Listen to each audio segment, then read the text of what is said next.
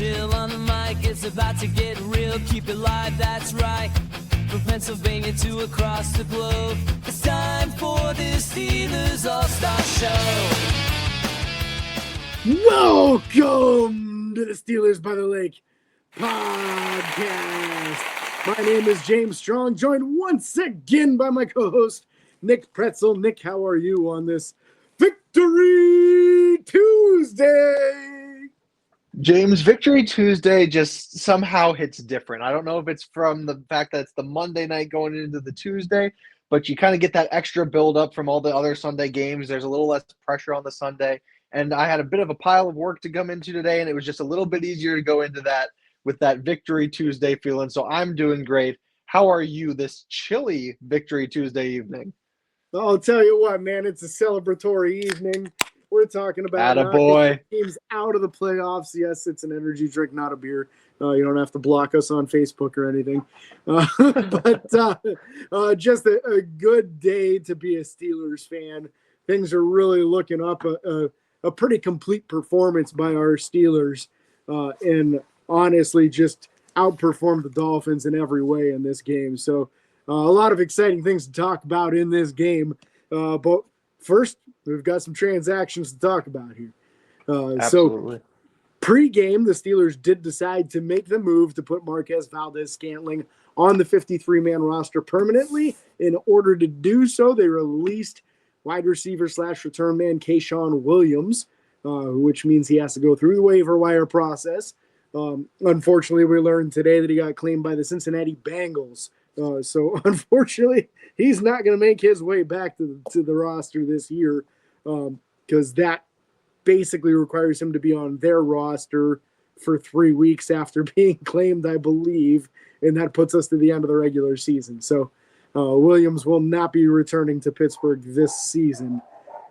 But Marquez Valdes-Scantling proved his worth immediately in this game. We're going to get to that. We had some elevations as well, Nick, with the Marvin Leal and Jack Driscoll. Driscoll being an offensive tackle from the practice squad, just very thin at that offensive tackle position, with knowing that Andrus Peat was not going to be able to play in this game. They had no choice but to bring somebody up. Absolutely, especially when you saw them sort of use Spencer Anderson in that similar rotational role that they had used him in before. You kind of figured that was the plan when you saw Driscoll being elevated. And you saw it work out in execution a number of times. So it shows some smart thinking on their part to bring up a guy that could fill that role if need be. And we'll get into the breakdown of the game a bit more in a minute, but a very smart move by this team to make that move, to be able to have that extra lineman if they needed to do some jumbo sets. And again, we'll get into it, but they definitely did in this game. Absolutely. So inactives for the team in this game, Roman Wilson, once again, unfortunately, a healthy scratch, not a good sign for how things are going for him practice-wise. Andrus Peat did not make it out of concussion protocol on time, so he was a injured scratch on the team. TJ Watt, obviously, with the lung situation, was not healthy enough to play, or at least it was smart to hold him out as a precaution. Derek Harmon didn't make it all the way back from that knee injury, although he did have some partial practices this week. So he's a step in the right direction. Broderick Martin-Rhodes was a healthy scratch. Will Howard was the third or emergency quarterback, so could step into the game if need be. And then a late addition to this, the original list that the Steelers released had just those players. Afterwards, James Pierre was added to the list. So that wasn't on the initial one. So if you watched my TikTok, sorry, I didn't have Pierre on there. But I have proof that he wasn't on the initial list that I went by. Yeah, no, it's interesting to see those kind of transactions where people get added a little bit later. But James does give us the best update he can when he gets it. He uses the list available. So I know I'm always grateful for those injury reports at the beginning of the game, because I usually end up looking for him myself. But even in Pierre's absence, glad that a lot of these guys got rest, because you're going to want them if you're going to be going into a playoff push. Roman Wilson, maybe not as much. I'm a big Roman Wilson fan. I always have been since we drafted him, and I've always wanted him to succeed. But seeing Thielen and Valdez-Scantling out there showed what a veteran presence can do for this room, especially when you're guys that Rodgers is comfortable with. And if you got a young guy out there who's not confident in himself and Rodgers doesn't trust him, it doesn't equate to as good of play. And I think that was really evident in this game as Rodgers threw for several touchdowns, which again, we'll get into that in a bit. But I think, again, smart moves by Pittsburgh to say, hey, we're going for the Super Bowl this year. We want to start seeing what we've got in some of these other guys to elevate them and see what they can bring and how Rodgers can still connect, especially in the MVS case, a teammate that he's played with before. So that really is encouraging to see them make these sorts of moves. Hopefully we might see some more permanent changes that'll bode well for a playoff push. Absolutely, yeah. So it's exciting to see where this goes in upcoming weeks. You'd love to see some of these young guys get back into the active game day. But if the best guys out there are the ones that are out there right now, then that's what you got to roll with. So a lot to be said about guys running the correct routes and being in the right places, and kind of shows with how effective the offense has been the last couple of weeks here as well. So interesting, and we're about to. It's just time to jump into it now. It's time to break down this game. And Pittsburgh did start off kind of slow offensively, but as slow as the offense started, the defense really came in clutch a couple of times early on here, ending some drives that could have been potential touchdown drives. In Asante Samuel coming away with an interception very early on in this game. Pittsburgh got pressure on Tua when they needed to. In those clutch situations, they made sure that he had plenty of pressure on him, and he made the mistakes that you needed him to make. So always good to see teams stepping up when they need to. And Asante Samuel was a big game for him with James Pierre not dressing because of the calf injury.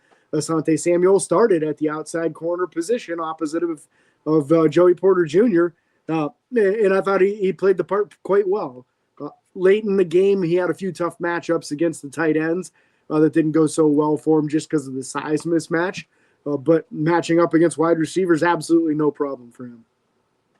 Yeah, he looked solid out there, which is a great thing to see for us, especially with Pierre being down and having a bit of a depth issue at corner for some of the points of this year.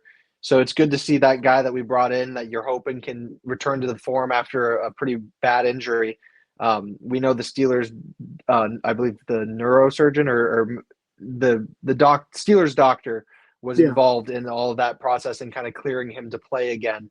So they had a bit of an inside track of knowledge into what was going on there. So hopefully we get a lot more situations like that and good news coming out of our medical team room and not any more collapsed lungs from dry needling.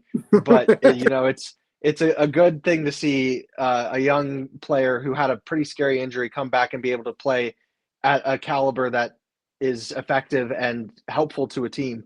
So great for him, happy for us that we've got him. Absolutely. And it's kind of like the beginning of a playoff run, really. These games aren't all must wins, but they have a must win feel to them at this stage.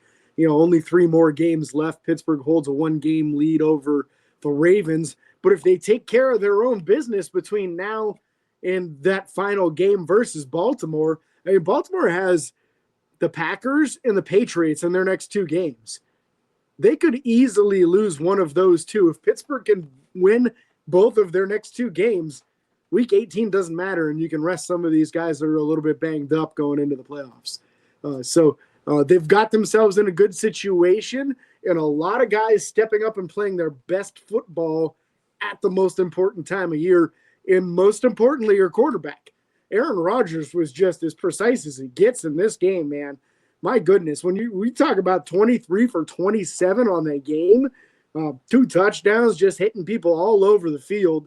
If we had the passing chart, it would look a little bit different from normal, although we've seen, unfortunately, those charts aren't very accurate. Sometimes they just don't have balls tracked at all, or it's, the receiver was over here, the ball was thrown here. We're going to say that the pass was thrown here, even though that's where the receiver was, not where the ball was. Some real goofy stuff with some of those charts. But some big plays over the middle in this game between the hash marks or just barely outside of the hash marks. And you got some big plays out of DK Metcalf that way. The first one was 22 yards over the middle, and then the touchdown pass right around the same thing where DK just kind of wrecked havoc on the entire defense and just throwing people around like rag dolls after the catch there, man. So real cool. Kind of a moment of affirmation there. This was a game we talked about a lot of. It's going to be a prove-it game for Minkah Fitzpatrick, for Jalen Ramsey, for Jonnu Smith. All these guys are really going to want to show it was important. Their team should have kept him. It was a good move for their current team to have traded for him. A highly motivated game. And Pittsburgh got the best of it on all three of it in this game. On that touchdown play to DK, that was Minkah Fitzpatrick that he threw like a rag doll with one arm. When he took him and just threw him off to the side and then went and broke two more tackles and got into the end zone for a touchdown, that was Minkah that he did that to. And when Minkah got back on his feet and tried to make the tackle, it was Calvin Austin that cleared him out and put him on the ground. So it's a good look for DK and a kind of bad look for Minkah as to where he didn't have the best game in the world. Definitely DK came to play, and so did Jalen Ramsey, and so did Jonnu Smith in this game. Yeah, it's an encouraging uptick too, because we kind of had, leading up to last week, in weeks prior, a bit of a discussion of where's DK's effort been, and kind of saying, well, he'll go up for these 50-50 balls and he's not defending in instances where he can't bring it down. He's not defending the ball away from the defense. And he was muscling through in a lot of these games. And that ball you mentioned where he threw Minkah, Aaron threaded that one very well with that pass, and DK brought it in and then was just a monster on his way to the end zone. So it's good to see that effort come through from him these past 2 weeks, because that's what we need at this point in the season, especially to continue on with this push. And I think this game specifically, before we start getting into more of like the nitty-gritty breakdown of who did what, was a bit of a prove-it game, not just for individual players who were involved in trades or for wide receivers who weren't going the distance or figuring out who's going to be the crew for the playoff push, but also just leading up to this next game for the team, because Miami is a run-heavy team, especially in this win streak that we'd been talking about that they had that we broke. I would like the record to show I was the one person who believed in this team. So I'm going to give myself a little pat on the back there for that one. But Miami's a very run-heavy team. And now our next matchup is going to be in Detroit. So we're going to have to see David Montgomery and Jahmyr Gibbs on the other side of that one. So to be able to prove that we could stand up against the run and stuff it in a way that was meaningful against a team that's been able to effectively run the ball was a huge thing for both the Lions, and then having to play Baltimore again at the end of the season to finish up and what might decide the division. This is a really positive outlook from this team to see us come in and say, hey, we're not going to let you run all over us. And I understand it's at home and that Miami doesn't have quite the passing attack that Detroit does. But in terms of having a home matchup at Baltimore at the end of the season, this is a good look for this team. Yeah, absolutely. And that was the thing we were all concerned about is the Pittsburgh defense going to be able to stop this rushing attack? Well, they only had 63 yards rushing as a team. 63 yards on a 3.9 yard average per carry. That's an excellent job when you're talking about the last 4 weeks. This team didn't have a single game less than 167 yards rushing in a single game. Like, they shut it down. The third quarter, this team had negative 20 yards of offense. The Dolphins had I'm talking about the Dolphins here. They had negative 20 yards of offense. We've had a lot of complaining on this show about the Pittsburgh offense just not coming out in the second half. Well, they scored at the end of the second quarter and then piggybacked it into scoring again the first drive of the third, and then the next two. We had 4 consecutive drives that finished in touchdowns and just blew the game wide open to the point where there really wasn't enough time for Miami to come back. And the only way Miami could come back and win this game is if they gave up big plays, like 60, 70, 80-yard touchdowns all in one play, which is why they went into a soft defense late in this game to only give up the underneath stuff. which everyone hates. Cody was telling us about it beforehand. He couldn't make it on the show. He wanted to express his frustration on how soft the defense was in the fourth quarter. Unfortunately, that is a 100% necessary thing, because if you continue playing as aggressively as you have, it may work, but you also may give up big plays. And if you give up big plays, that's how you let them back into the game. Sure, you gave up two touchdowns in the fourth quarter. You absolutely did. But they went for two twice and didn't get it either time because of tight coverage from Jalen Ramsey on Darren Waller. I think both times it was Ramsey versus Waller. And unfortunately for the Dolphins, they were unable to make those throws. But the defense stiffened up when they needed to and didn't allow Miami to come even close. This is still a blowout in the end. 28-15 is not a close game, especially when almost all of their points were scored in garbage time when we had pulled a lot of backup defenders on the field. Let's be real. The starting defense didn't come back out until after they'd scored a couple of times. We had a lot of Logan Lee and Cesio Tomeo and the back of the roster defensive linemen out there. So we weren't even playing all starters anymore at that point. There was a lot of DeMarvin Leal, those two drives as well. So Pittsburgh did the smart thing there. Don't keep your starters out. Don't blitz every single play. That's how you give up big plays. You could have ended up with more starters injured if you kept all your starters out there. Right.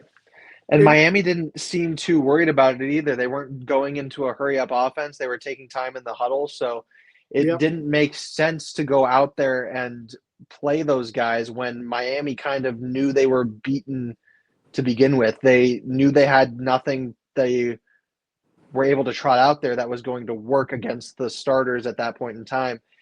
If we were both going to be going full tilt, they kind of sold out on that one. It's a strange thing to see when you're not yet out of playoff contention, but it certainly felt like they were at a certain point, and I think they had just kind of accepted that, which was strange, but it happened nonetheless.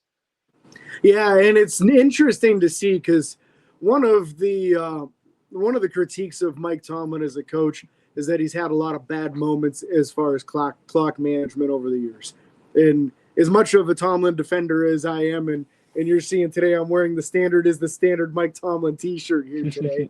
Fitting for this game. It's an important thing to talk about because of how well a lot of the backups played in this game. This is a game that Pittsburgh was not supposed to win with a fourth-string left tackle, with an inferior run defense, with no T.J. Watt where they were 1-11 without him, with no Derek Harmon where they haven't been able to stop the run at all without him, with no James Pierre, who's been a lockdown corner for them ever since going into the starting lineup. They weren't supposed to win this game. They dominated the game. Last week we saw Harbaugh absolutely mismanage the bejesus out of the time clock at the end of the game, and the Ravens ended up running out of time and unable to score on their final drive because of it. Same thing happened in this game. Mike Tomlin outcoached the other team 2 weeks in a row, and pretty badly too. They had no answers for us as long as the game was actually in play still. And then when the fourth quarter came, they didn't have any urgency to try to still stay in the game. Just a coaching clinic put on 2 weeks in a row by Mike Tomlin and the coaching staff, just out-coaching the other teams very badly 2 weeks in a row. And it couldn't have come at a better time because, honestly, we were calling for their heads along with a lot of other people. Most fans just sick of it. They were sitting there at 6-6 and not looking good. Now broke off a couple wins against a couple teams that had everything to play for and eliminated the Dolphins from the playoffs. They cannot make it to the playoffs now. They had 4 wins in a row. We're running all over everybody and just got wiped out in 3 quarters of football. Yeah, it was a really encouraging thing again to see us go out there and put up these numbers. It wasn't anything crazy in terms of us outgaining them in one way or outperforming them in another.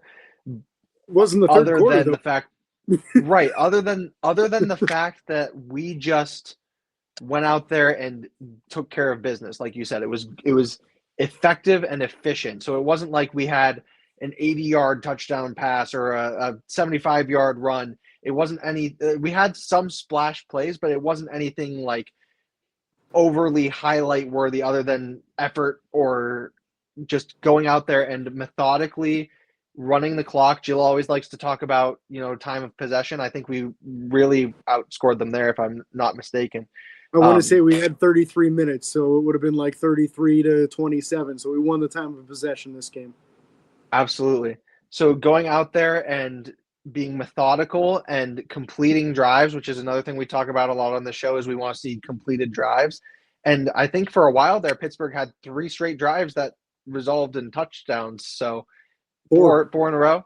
I couldn't remember if there was one in between or not, but yeah, just methodical out there, being methodical and going out and completing and being efficient and being able to be that team that we sort of remember, who didn't have to worry about putting away a game with a splash play either on offense or defense at the last minute, but going out and being able to control the game and not have to worry about it and pull some starters. Like the team that I remember growing up seeing, which was much more efficient, was there in this game.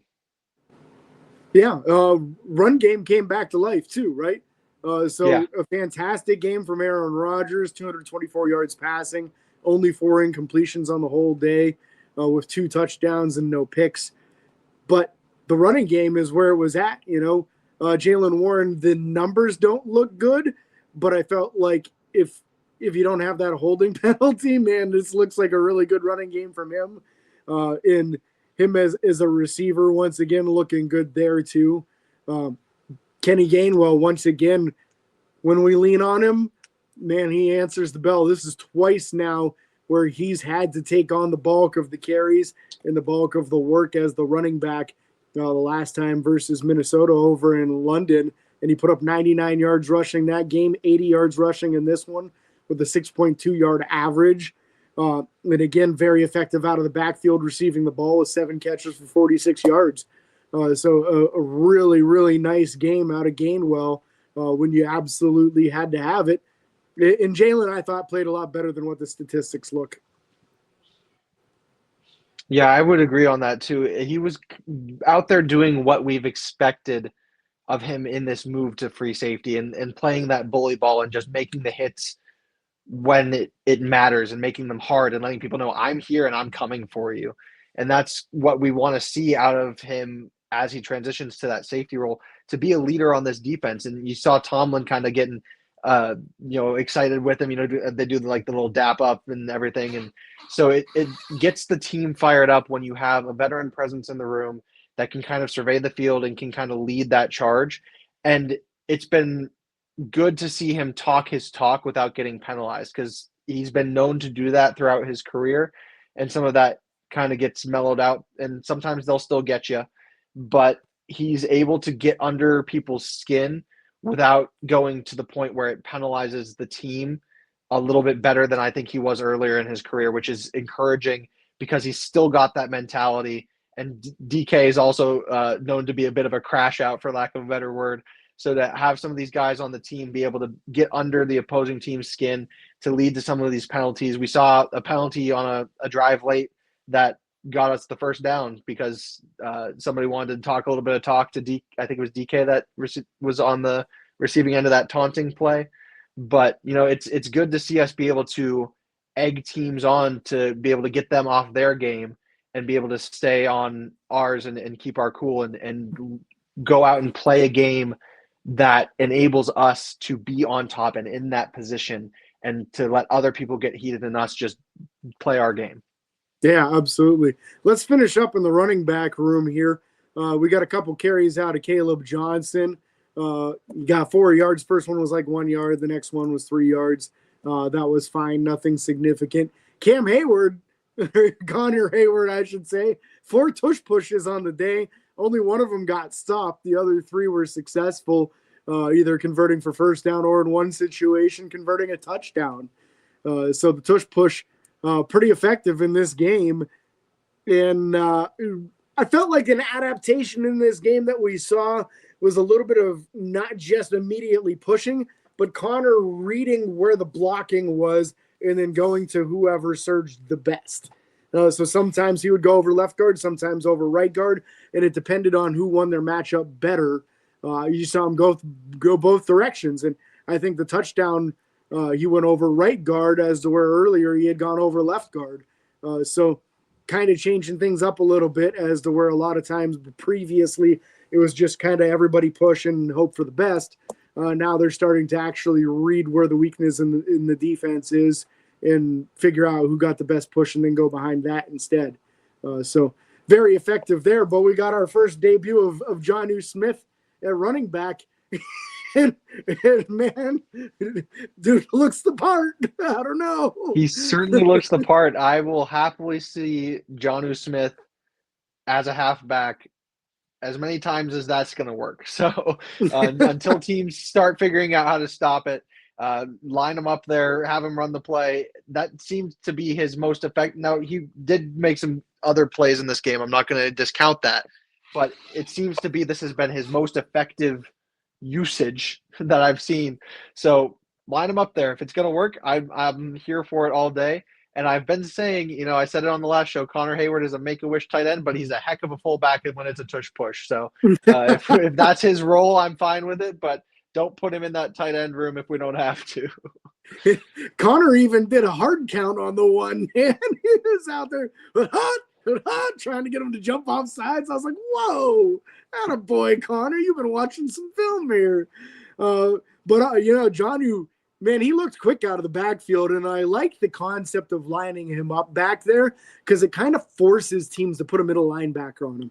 And if you're going to get him in one-on-one matchups with middle linebackers, he's probably going to win 9 out of 10 times. He had a nice catch on the right-hand side where he actually ran somebody over and went and got a first down. And then the 14-yard run for a touchdown was just perfect blocking. Adam Thielen sealed out the corner on the outside. Darnell Washington sealed off the linebacker on the inside, and they just created an alley off right tackle out there. And it was just an easy run. Nobody even touched Jonnu on his way in. But he sure did look quick. Definitely looked motivated in this game. I didn't get the 5 catches I called for, but Jonnu played a bigger role in this game, I thought, than he had probably in any game previous this season. And you needed to see it. These guys need to show that they were worth trading for, and Jonnu in this game showed that he was an asset to the team. So you got to be happy about that. Absolutely. And I don't want to jump too quickly, but let's start moving over to the receiving room a little bit here. Seems like a bit of a natural transition. We both kind of called for 5 receptions for tight ends, and neither of us got them, but the efficiency was there. And I think part of that was due to Darnell being available for this game. He was one of the concussion boys, as we called them on our preview show. Was able to clear the protocol, which was a great thing for us because he had a solid game out there. He was good in the blocking game. He was good in the receiving game. And how about Pat Freiermuth kind of having a little bit of resurgence this game? Good on you, Pat. 3 receptions rather on 5 targets for 45 yards. So the 5 was there. It was just in the targets rather than the yards.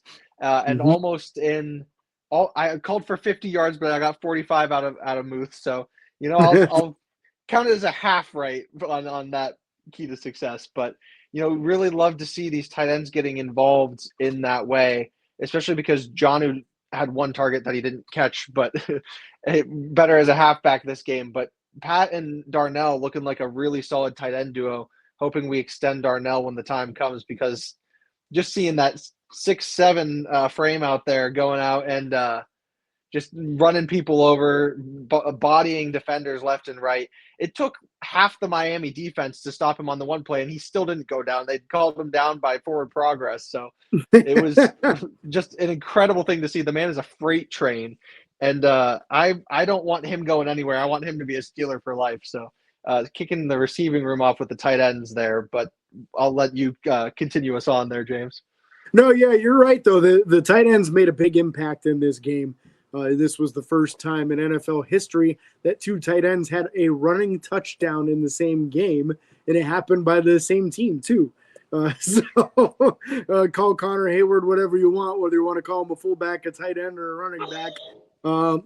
He counts as a tight end technically on the roster. So it just overall, I felt like the distribution was pretty good. There were balls being thrown a little bit further down the field than we'd seen, a lot more usage over the middle, and a lot of quick decisions. That's the key to me.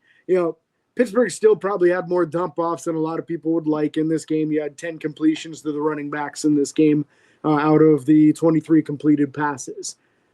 That can be effective if you're decisive with these moves, right? It can't be go through read 1, 2, 3, and then I'm going to dump it down to the running back. There is an emergency in those situations. But if you hit them like right away as the play starts, that allows them to have a little space where a defender's not directly on them yet. And that happened a lot in this game where we'd see a blitz from Miami. Rodgers would read it, immediately hit his running back, and he had a little bit of room to go because of it. So an effective way of using things, DK down the field, a couple of big plays, a 22-yarder, a 28-yarder this game.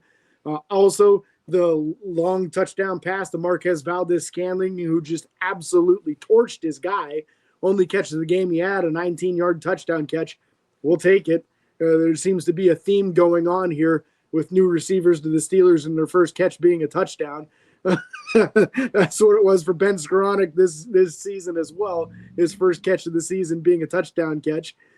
So I like the theme going on there, and just these guys showing their expertise. You're running the right routes. You're doing what you're supposed to. Valdez-Scantling just popped wide open on that play. He just outran his guy. He ran the route the way he was supposed to.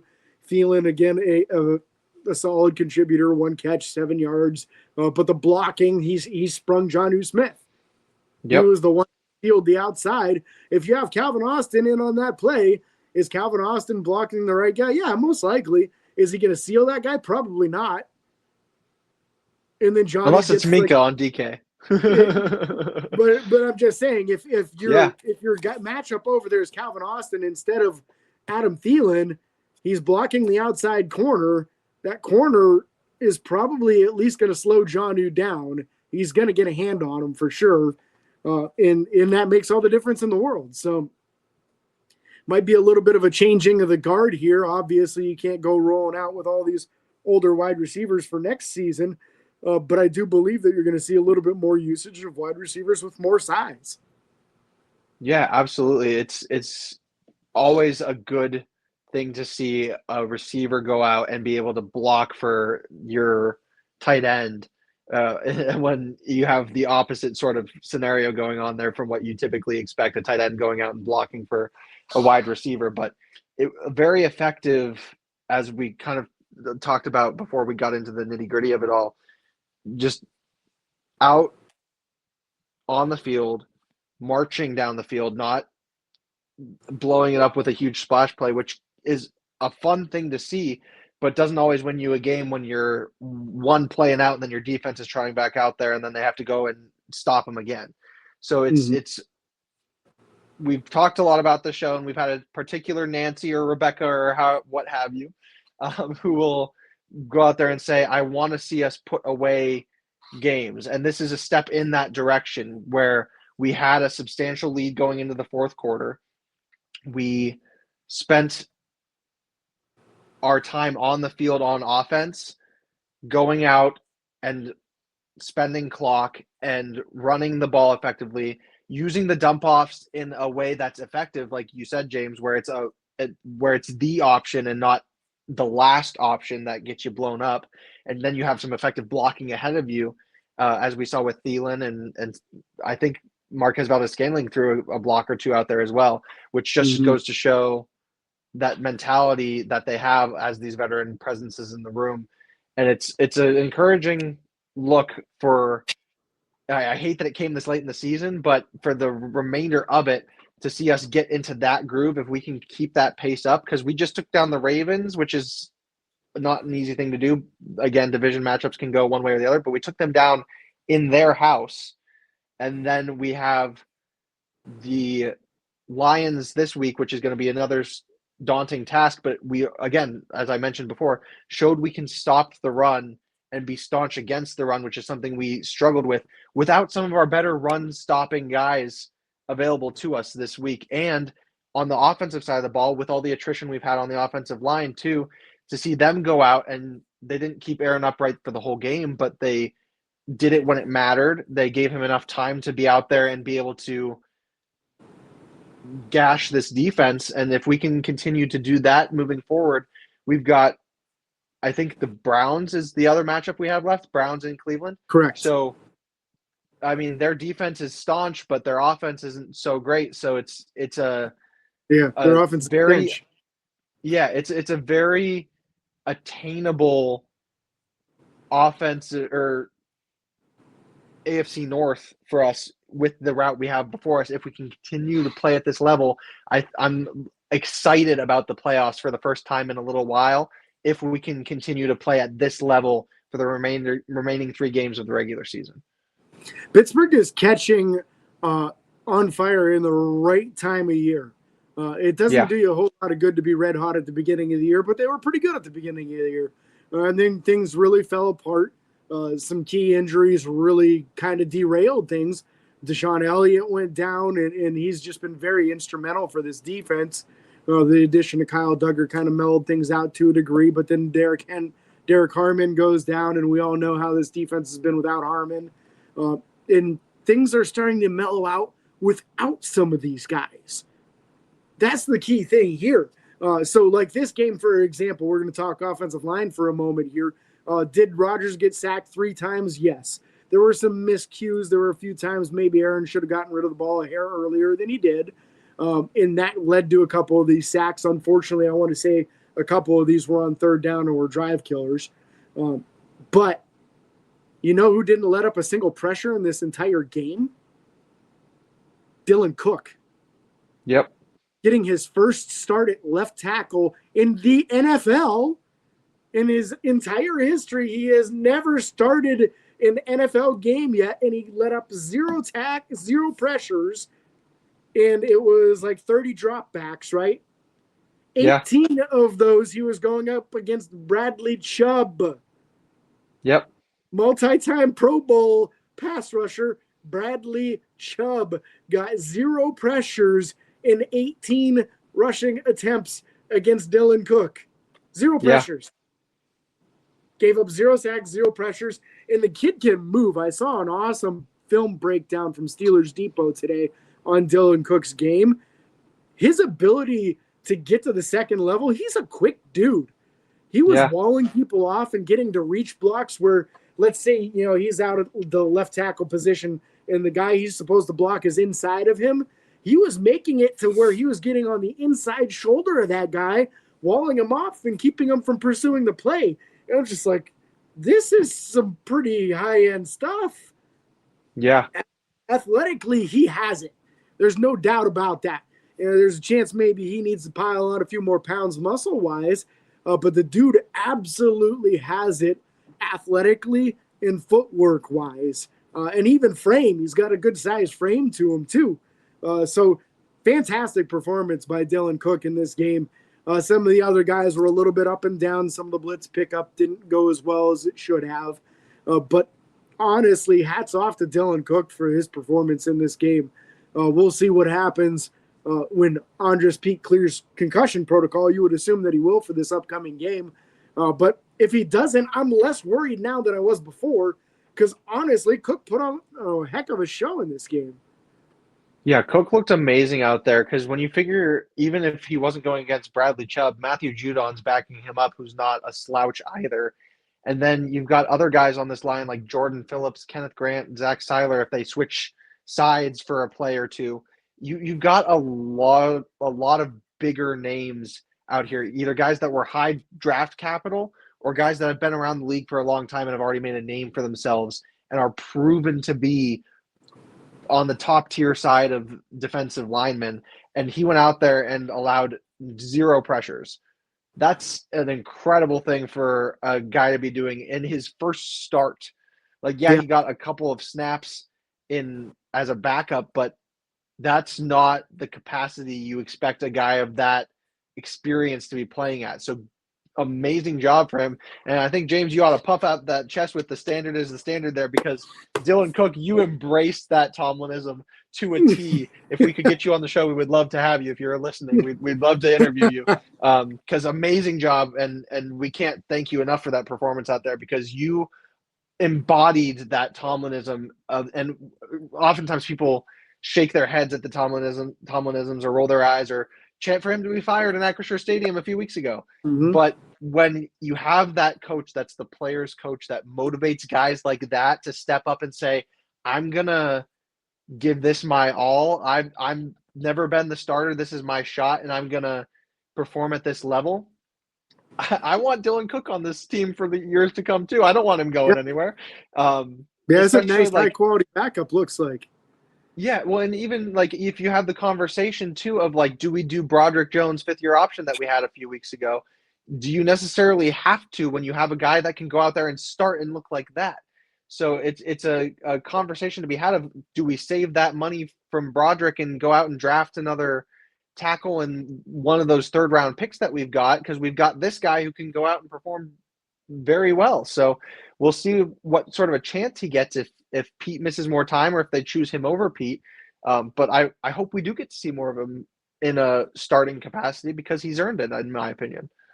Yeah, and he's going to have some real opportunities if he does get more starting opportunities these next few weeks, right?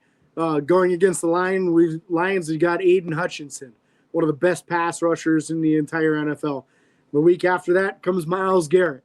If he can hold up against these two, now we're talking, right? This was an excellent performance against the Dolphins, but Bradley Chubb at this stage in his career is not the same as he was in his peak.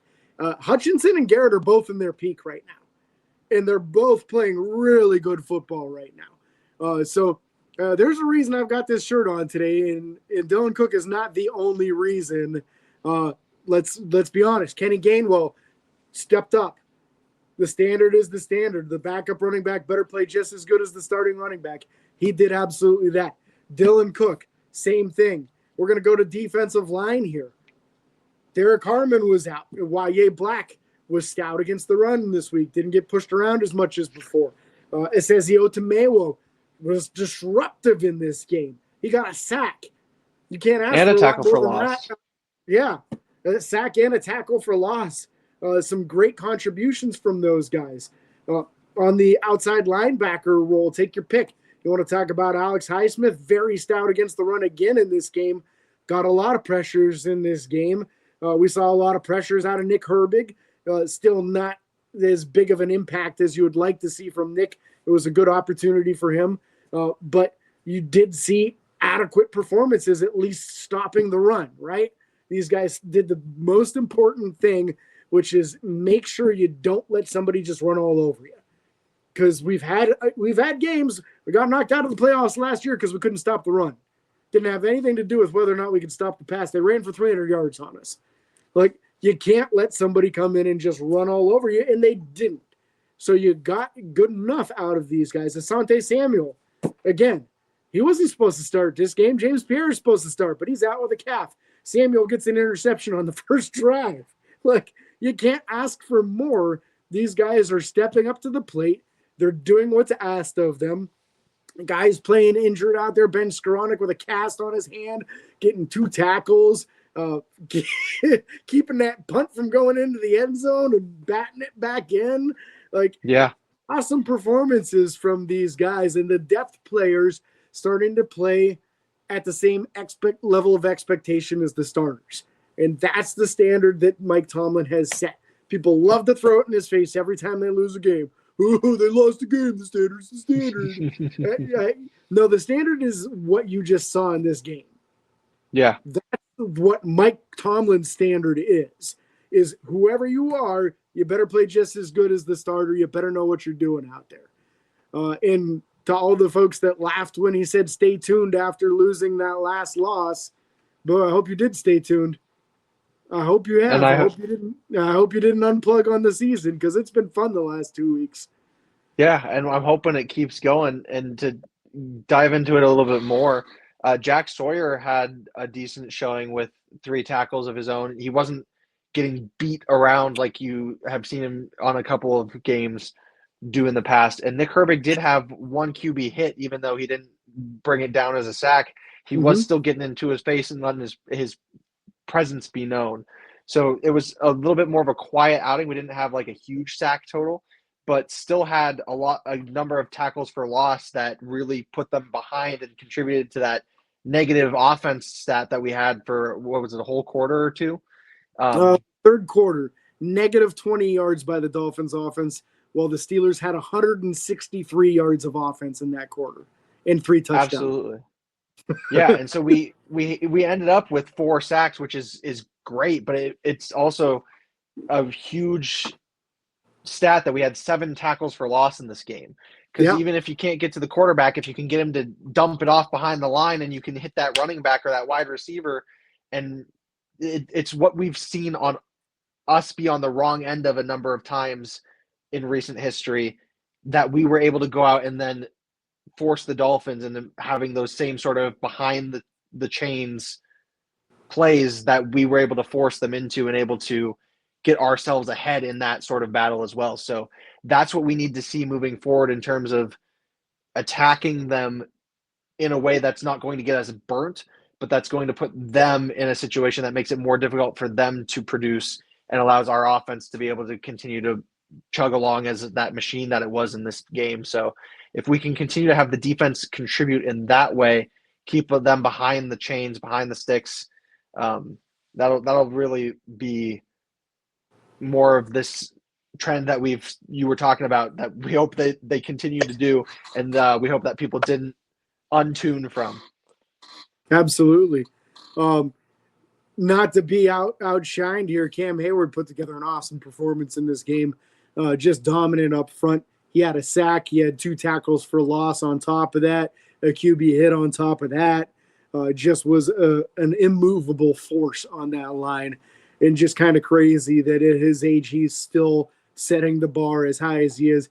I actually was listening to one of the many football podcasts that I listened to this week that mentioned that he was actually listed as the number 1 rated defensive tackle in the NFL by Pro Football Focus right now. Number 1 rated by their metrics. And he doesn't have a lot of sacks, but neither does anybody this year at defensive tackle. So that's not really holding him back. How dominant he has been against the run, how immovable, and honestly putting up a lot of tackles for a defensive tackle this year. He's getting a lot of people to the ground. So I love his show by example mentality, his fire, and his determination. And I love the fact that he did the TJ Watt celebration after he got his sack. Yeah.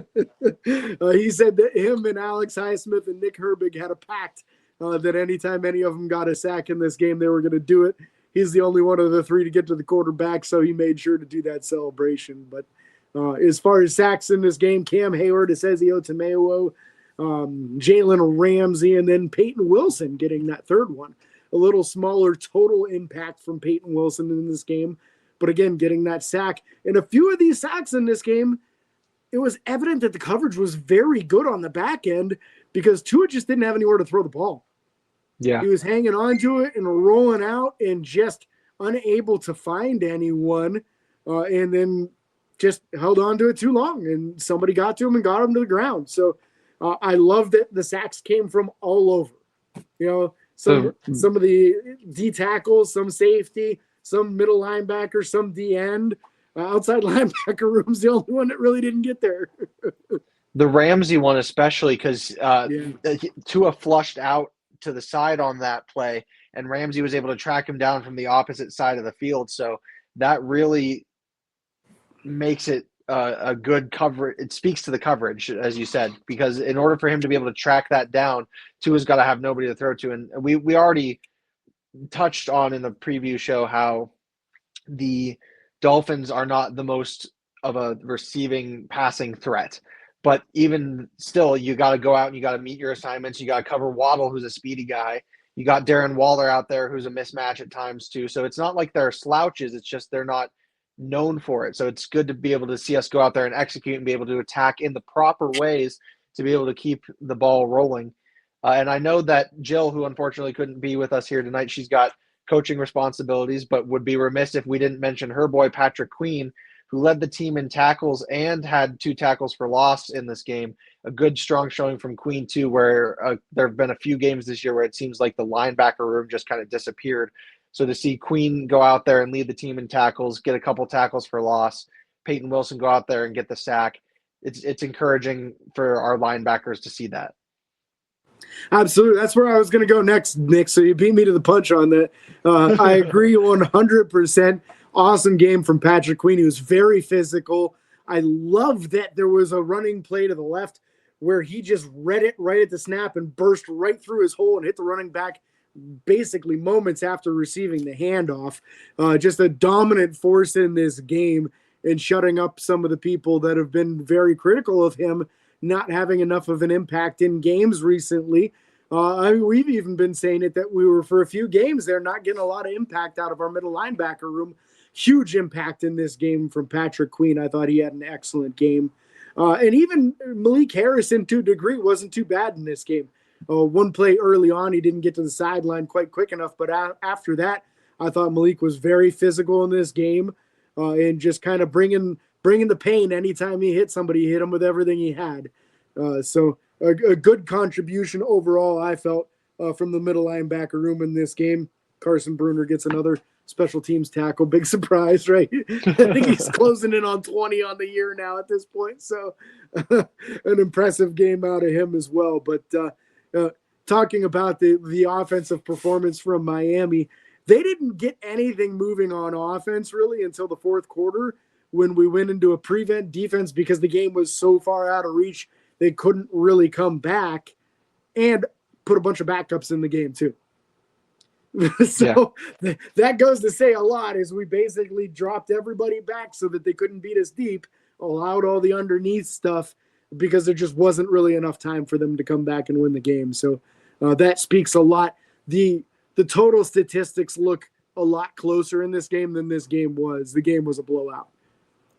It also speaks to that as well when they tried to convert two-point conversions and got neither of them. Because we played that soft coverage and let them get into the end zone a few times, burnt the clock out. Again, poor time management on their part. But when it got to be a tight window, they still couldn't do anything. So it goes to show that we sort of just allowed some points, which is a fine thing to do at certain points in time because then it gets your offense back out on the field. You can get some of those guys out there to run some clock, things like that. Because when the ball's in your hands, the time management and everything is a whole lot easier than when it's in their hands because they can hurry up, they can give you different looks, they can do all that kind of thing. But when the ball's in your hands, you can run the ball, you can just kind of let the clock wind. So allowing them to get in the end zone, I actually give some props to Tomlin on that because that, in a way, kind of sealed the game a little bit to take some more time off the clock, let us get out there, let us waste some of it. Whether we got into the end zone or not to put more points on the board wasn't really relevant at that point because we were already so far ahead that all we needed to do was let that clock run, play that prevent defense. And when it got to be in the end zone and we could play a little tighter because that was the strategy we can go with when it's such a short field, it was the same result. They couldn't do anything. So it shows the mental gymnastics that kind of go in as well in that regard. Yeah, when you can look at what the other team's doing and realize that they're not in as big of a hurry as they should be, man, let them run their offense. And why have all your starters out there and go balls to the walls and maybe get some of them hurt when you're already pretty banged up? You know, the last thing you could afford was to lose more starters on defense when you had 3 of them out already going into this game. So I get the strategy completely on that.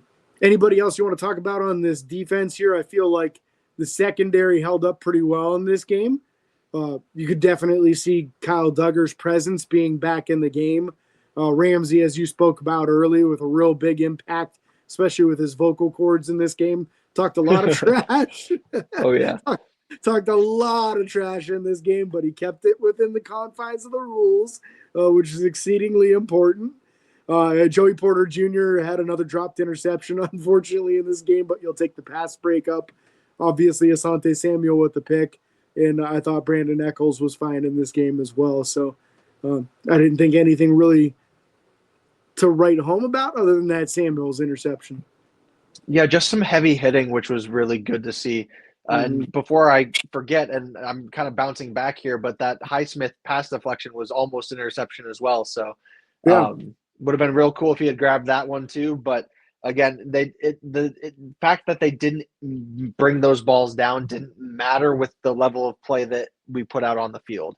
So in a different scenario, in a different universe where we lose this game, then we're like, oh man, I wish they had brought down those balls. But in this instance, in the game that we put out there, it doesn't matter that we didn't come away with those takeaways as much. You'd like to see them happen still, but it's not as a sour of a taste when you have the product that we put out there this week. Absolutely. So we'll kick at the special teams a bit here. Nothing too crazy in the return units. I thought Jalen Warren looked pretty explosive in his returns. Interesting strategy to have your top 2 running backs as the kick return men, but I guess you don't have a whole lot of other options at this stage in the season. So that's just the way they're going to roll for right now on that. A strange look to be sure, but loved that he had a long one of 30, and Warren had 2 returns for 54 yards. So you don't often like to see your starting running back at a return position, but man, did he look good doing it. He was good last year in returns, right? Yeah. Since he was in the secondary role last year, he was the starting kick return man. So could be a dangerous duo with the 2 of them back there in future weeks, but you do wonder if it's a little bit of Russian roulette with your 2 starting running backs out there on kick return duty. So we'll see how that plays out in future weeks here. Boz, perfect on the day again, 4-for-4 on extra points. No field goal attempts in this game. It wasn't necessary in this game. And then Corliss Waitman had one really, really bad punt where they punted from the 42-yard line and it went into the end zone. So he registered a 22-yard punt on that play, but then made up for it later on with a beautiful punt that bounced it around to 5. Ben Skoranek was able to track it down and keep it from going into the end zone. It got downed at the 2, I think, by Brandon Eccles. So just a tremendous job there. So overall, it was a good day for Corliss Waitman. Outside with 2 of them ending inside the 22, so getting them in spots where it pinned them deep and contributed to some of those tackles for losses, enabling us to continue to remain ahead, keep them pushed back deep and force them into 3rd and long and 4th and long, and get the ball back for us to be able to have a bit of a shorter field in order to have that success we had in some of these drives. So a great job by Waitman in the punts that he did do, other than that one that was a bit of an issue. And you saw Danny Smith attacking that wad of gum a little extra hard on that play. So I'm sure Corliss got a bit of a chewing out after that one, but did a good job bouncing back from it. So we'll forgive him. Yeah, absolutely. That's the key on it. And what you want to see from your punting team is flipping the field. You hear this phrase all the time, flip the field. Well, when you pin the other team at the 2-yard line, you can't really do much better than that. So another one that you frequently hear is winning all 3 phases of the game, and Pittsburgh did that in this game. They won on special teams, they won on defense, they won on offense. So it's again a strong showing that I know we keep, or at least I keep saying it over and over again, but it's getting me excited, and that's why I'm doing it, because as you said, they're coming into their own at the right point in the season to do so. So if they can continue that momentum, I'm going to keep talking about it. So maybe we should just go over to our game balls, unless you had more to talk about there, James. Yeah. Only thing left is the injury recap from the game, which the only significant one appears to be Isaac Seumalo with a tricep injury. He was replaced originally by Spencer Anderson, and then the rest of the game by Ryan McCollum. Which makes sense because then you could continue using Spencer Anderson as the 6th offensive lineman. So we'll see how significant that is. It's a short week. So hopefully this is not a bad injury. The fact that he didn't come back in the game could be looked at as an indication of this being a significant injury. But honestly, they were up by 4 touchdowns. So there was no reason to put him back in the game, especially when they were already putting in backups as much as they could at that stage of the game to give some of these guys some extra experience. So that one we'll see. We'll find out. We'll let you know on Saturday when we know more about that. By then we should know as far as his participation, because as Tomlin will tell us, practice and participation will be our guide to whether or not he's able to play this upcoming week. So on to game balls. We've got some game balls from those who could not make it with us. First, you want to talk about Cody's, and I'll cover Jill's? Absolutely, yeah. Cody gave his game ball to Asante Samuel. He mentioned it being due to that interception he had on Tua, which he said didn't really have too much of an impact on the game. I'm going to counteract him on that just because, being able to get into the opposing quarterback's head early and get them off their game is a huge thing. So I'm going to give Cody a little more, Asante Samuel a little more credit for that one, and Cody a little more credit for that one because I think that's what he was getting at when he gave him his game ball. But I'll turn it over to the lovely Jill for her game ball. Let me toss my hair back here. If you're not a YouTube viewer, James has a Jill cosplay that's definitely worth checking out on YouTube. Terrible towel can substitute his blonde hair, in my opinion. So Jill's game ball goes out to Ben Skoranek. She says he's an unsung hero on our team and does so much damage on special teams in the best way. And she is not wrong. Again, we talked about it at length in this recap show, talking about his incredible play, keeping that ball out of the end zone on that punt. He had 2 tackles in addition to that. He's actually trying to get the team lead as far as most special teams tackles on the season. It's a race between him and Carson Bruner to the top, and he beat Bruner in this game. So you never know. He might end up with the lead. And last I knew, he was leading in Pro Bowl voting on the season for special teamers. So interesting there too. Also, if you're friends with Cody or if you follow him on social media, know him on social media, or even if you're not, just put in the comments, happy birthday, Cody. It is Cody's birthday today. So although he was unable to get here, make sure you throw that in the comments and let him know that we appreciate him, even if he couldn't make it today. We certainly do appreciate him. A happy birthday out to you, Cody. James, I've got 3 options left if you wanted to take your top one. Because right, I thought for sure Jill was going in a different direction with that. I've got a couple different directions I'm thinking here too. Trying to decide which way I want to go. You know what? I'm going to give my game ball to DK in this game. Okay. That 2 big catches in this game. In the second one just kind of being like a rubber stamp on the game and where his season is going directionally, right? Just out-efforting everyone else, showing that he's just not willing to be tackled, taking an all-pro safety and Minkah Fitzpatrick and throwing him with one arm off to the side. I just thought that his performance in this game, although only 3 catches for 55 yards, 2 of them were over 20 yards on the reception and 1 of them getting a touchdown. Both of them with big plays over the middle, which we've been calling for so much in this game and on this season. So I'm going to go DK Metcalf on mine.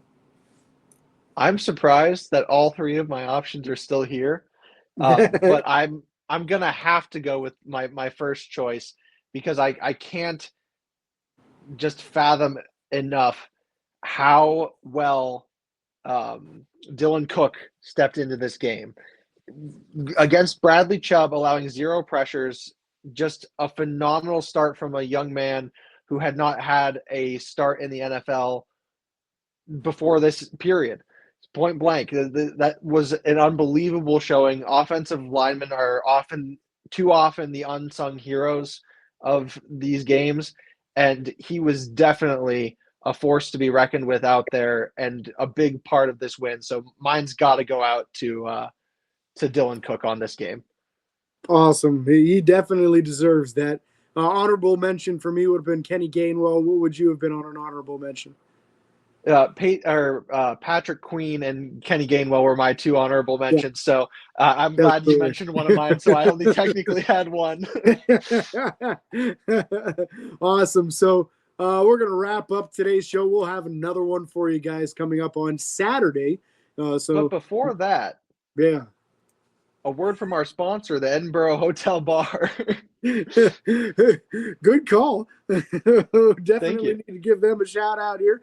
So if you're looking for somewhere to go for this upcoming weekend's game, head yourself down to the Edinburgh Hotel Bar. Supporters of Steelers by the Lake podcast include the Edinburgh Hotel Bar, serving a variety of lunch and dinner items every day from their location at 100 Meadville Street in downtown Edinburgh. Information is available at 734-5103 or online at edinburghhotelbar.com. The Edinburgh Hotel Bar, where you had me at hotel. If I can make a recommendation, the next time you're there, try the onion rings. If you're an onion ring fan, just like Pittsburgh has 6 rings, they give you a lot more than 6. So they are delicious, and we cannot thank you enough for listening to us here at Steelers by the Lake. If you could give us a follow on Facebook, Twitter, Instagram, TikTok, and YouTube, subscribe, ring the bell. It does not cost you a thing. Don't forget the 5-star reviews on Apple Podcasts. Make all of us here, but especially James Strong, very happy. And until next time, these are your hosts, Nick Pretzel and James Strong, signing off. Peace.